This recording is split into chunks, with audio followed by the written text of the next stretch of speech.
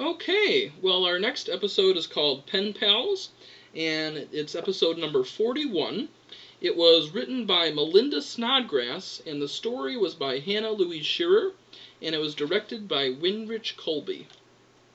Now, plot-wise with this episode, the Enterprise is entering the Salkundi Drema system, which is a series of planets known for their violent geothermal activity. Now, these planets self-destruct through earthquakes and volcanoes, and the Enterprise hopes to determine the reason through planetary mineral surveys.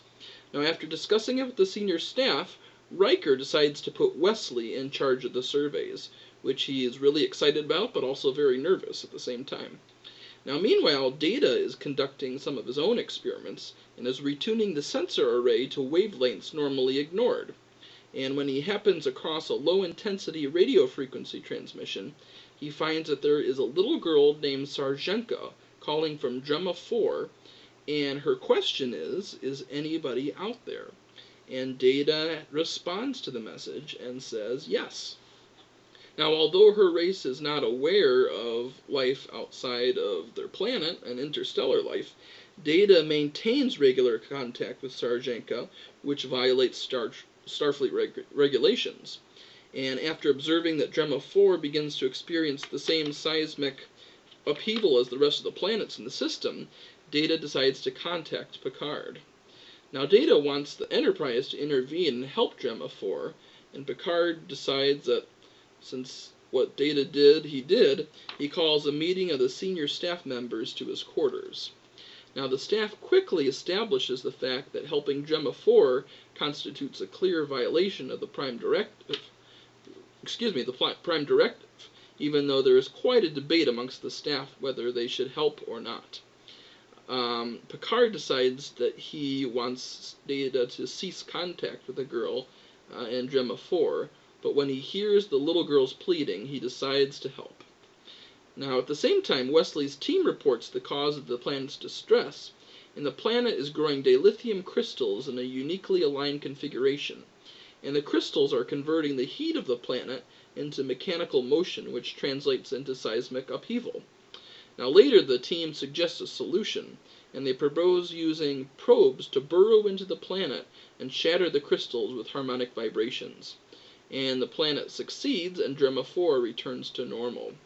But not before Data decides to take Sarjenka back to the Enterprise, much to the chagrin of everybody on board. And Picard finally allows Sarjenka, as you can see in this picture, to accompany him to his station while he tries to save their planet.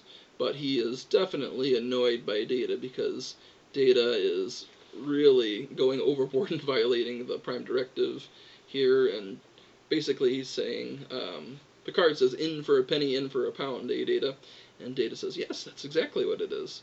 So, Picard allows it, and in the end he says that Data needs to take her to sickbay, and Pulaski wipes her memory, Sarjenka's memory, because this is really the only way that they can return her back to normal and not completely change the course of history with their world.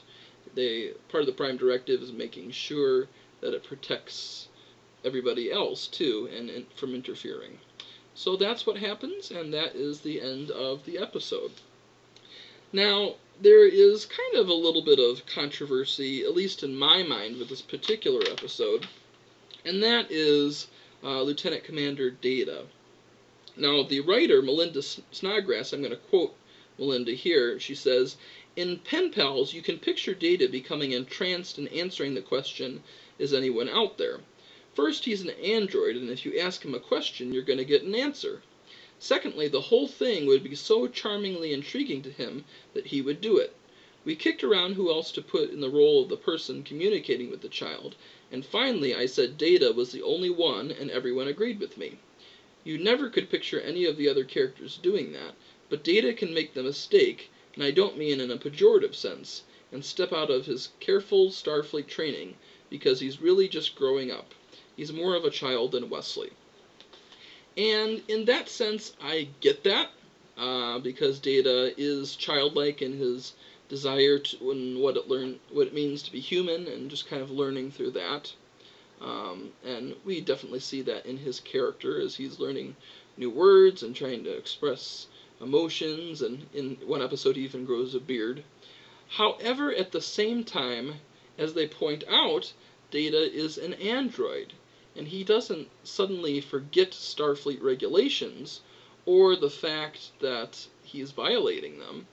And, of course, Data does not have emotions. Now, if somebody had emotions, they might be compelled with this little girl to be moved to the point to want to help her, even though it violates them. But Data is not supposed to have that. So for me, I can see both sides, but I don't know how I feel about Data just violating Starfleet regulations like that, even though there's somebody in need. In the sense, I can definitely understand Dr. Pulaski, who's even states in this episode, my emotions are involved, and she does want to help Sarjenka. So in some sense, maybe Pulaski would have been the better choice, at least in my mind. But people are going in this episode with Data's childlike nature instead of his android behavior.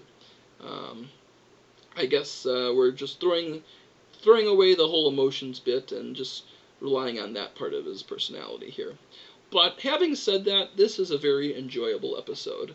I think there is a lot of good discussion about just the Prime Directive in general, and when they should interfere and not interfere. I like that. I like philosophical debates in general, and I think they did this one pretty well. And also the Wesley part of the episode, where he's leading a team for the very first time.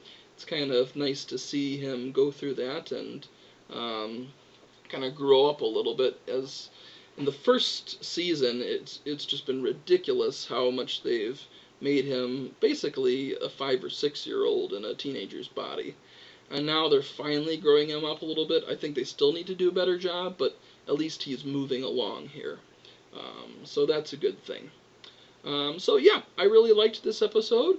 Hope you did too. Comment below on your thoughts about this, and I'll see you next time.